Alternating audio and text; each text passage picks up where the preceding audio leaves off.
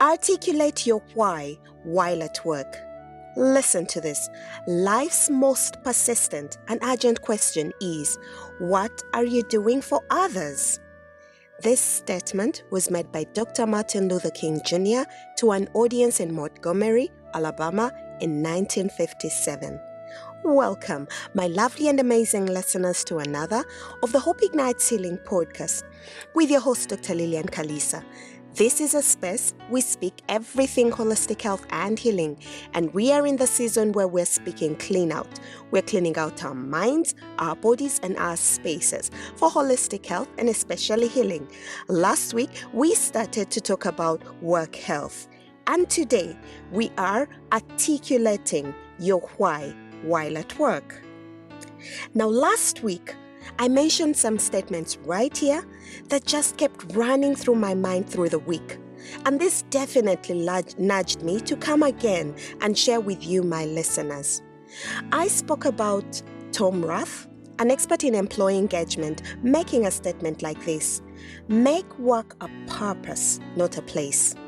I remember I also mentioned that on average, a person spends 10,000 hours of their life at work, and that is counting 10 years and 2.5 months straight.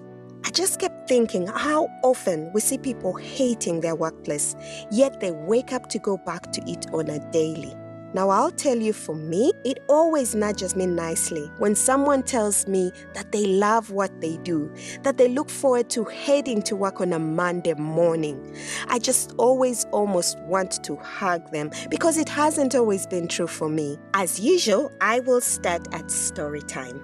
Now, I met a gentleman, an IT expert in anything computers and gadgets.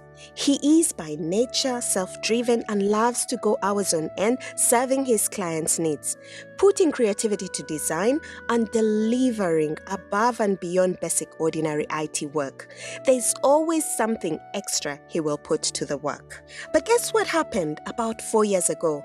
This wasn't the case. My buddy worked in a very great job, well mentored and delivered above and beyond the company's expectations. He definitely had deadlines to beat, like any workplace really, as you will expect. But over time, this creative mind was getting locked up in a box. He was not doing enough of what he felt he could do, and above all, because he was good at what he is assigned to, he delivered on services and things that do not serve him, but serve the employer's needs. Now, I will save you the discussion about his reimbursement surrounding going beyond the agreed upon terms. The bottom line is, he was not happy. Work was causing him mental strain and leading him into a space of hating to have to come to work, creating cover-up stories here and there, and like we obviously anticipate, the stress, that thing, started to have a toll on his most valued relationships. Now, this went on until he was strong and confident enough to search for his inner fulfillment, and after a period of introspection, settled to professionally part ways with his employer. He took a risk to go ahead and serve himself, desiring to serve the people he is called to serve even better. Now, listen to this. This is not a call for us to quit from work that we feel isn't serving us. It's a call to do the inner, deep, genuine assessment, seek mentorship and guidance, and to serve you so that you can serve others better.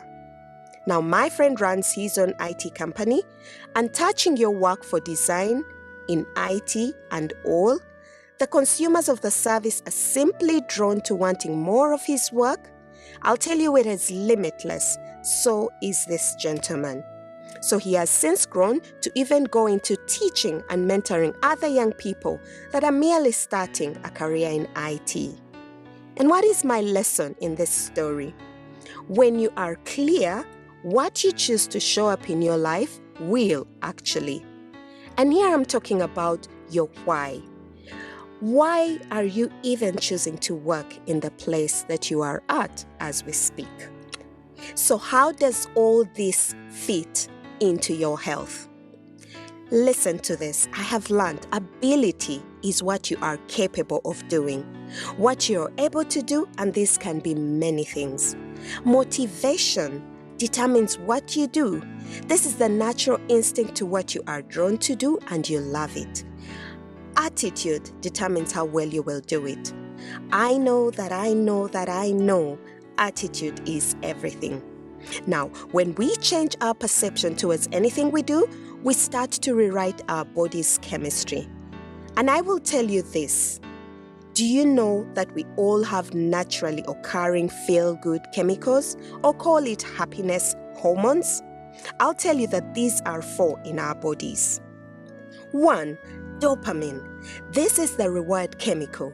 It's best produced from completing a task and celebrating wins, including self-care activities, which you can do while at work. And 2. Serotonin. This is the mood stabilizer, expressed through good health practices in diet, physical activities, exposure to the sun, and things like meditation and introspection. 3, we have endorphins. These are the naturally occurring painkillers. These are produced through calming activities that you love to do, things like laughter, things that you're good at that come natural to you without much intent or exertion. In fact, it's the same feeling that we get through using essential oils and some foods like dark chocolate. And 4, oxytocin. This is the love hormone. It calms the body and it's the best for women, mostly expressed through playing and contact with your favorite people, even the people you're called to serve, and things like pets. Also through giving and receiving compliments, the best practices at the workplace. The best description of it is the feeling we get when we see a baby. You can actually boost the levels of these naturally occurring chemicals in your body with simple lifestyle changes, especially in your work life and workplace. These will place your mind in a good place and therefore improve your mood and mental well-being and, of course, the resultant general health to your body. But guess what? Unfortunately, we spend more time blaming it on the work environment or those circumstances around us that have caused unrest at work. In just a little while, we are being medicated for changes that our bodies start to show as a result of being starved of the feel-good chemicals and instead release more of the stress hormones, which are eventually destructive to the body. Now, this I have talked about through many of the previous podcasts. I cannot say it enough. So as usual, I create some simple steps to start on this journey of finding health in your work and workplace. Join me. Step 1. What are your top 5 passions in life? Those things that matter the most to you. Step 2. Are you generally excited about your life? And what do you get to do each day that turns on your mood, your good mood? Step 3. What do you get to do in your workplace that has others commenting about how happy you are at those times, even loving to learn from you at that time? Can we embark on these small baby steps this week? I want us to plan to make decisions based on what will help us live our passions most fully. Listen, because work is a critical part of your life and mostly takes up the biggest percentage of your day, it ought to transform towards doing the things you love about your work, surrounded by the people you love to serve and are called to serve. As you do this, please carry on with the work assigned to you, intending to find more clarity. Let the work environment speak to you and not against you. For I have learnt, clarity is in the doing, and clarity is power. Therefore, finding clarity is getting empowered. It's the how-to show up more empowered in your workplace.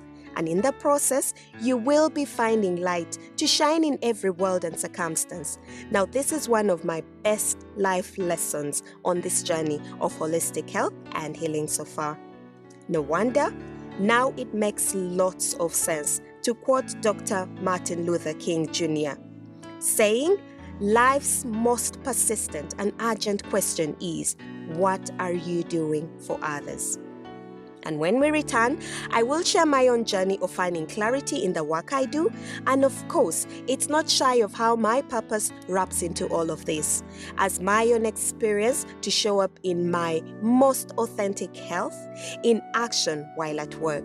It is a long story, I must say, but let's see how your girl will make it chewable in less than 12 minutes. I'm so proud of you. I'm here to support you and let you know that holistic health can be found in the workplace. Let's do the work, and for sure we shall be irrecognizable. Your host, Dr. Lillian Kaliisa, extremely proud of you, and I'll see you next week as we delve deeper in this. Take care of yourself. Bye-bye.